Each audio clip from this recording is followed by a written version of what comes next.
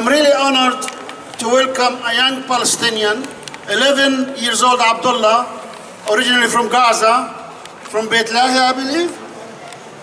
Beit Lahia, yes. Just say yes.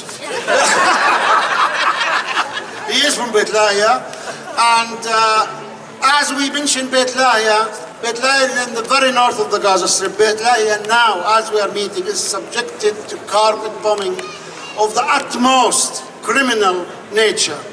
But look at Abdullah living thousands of kilometers from our homeland, and he will tell us something about Palestine, about what he thinks. Look to your hands, Abdullah.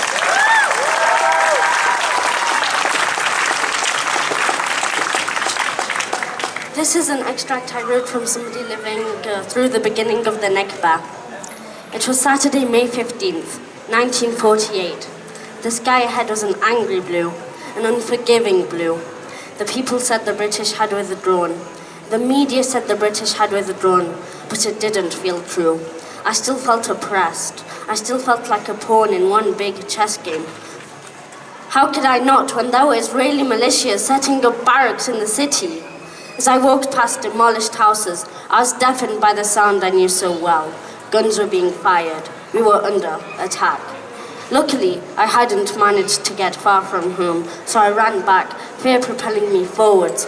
As I entered, I shouted 1.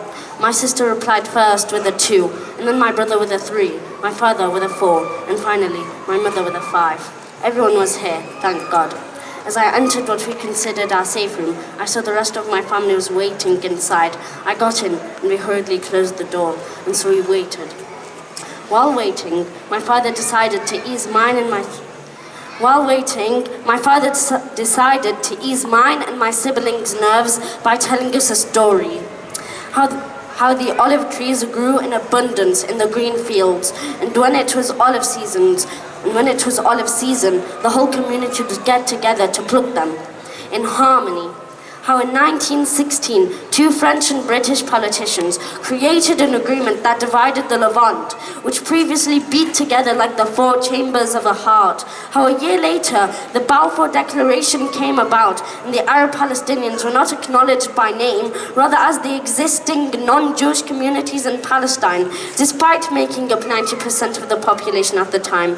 How this was only the start. How 1 year later, in 1918, the Ottomans were driven out of Palestine. How 2 years after that, in 1920, the British Mandate began. British politicians flocked into the country with their families, so we were forced to share our homes. How by the end of the Second World War, many Jewish people were migrated to Palestine by the Allies.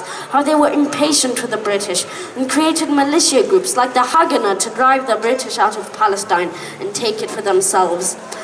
How they succeeded, with the beginning of their success arguably being marked by the bombing of the King David Hotel in Jerusalem in 1946. And now, 2 years later, the British Mandate officially ended. In those 2 years, Palestinian villagers valiantly defended themselves against the many more Zionist militia groups that came about. The story ended there.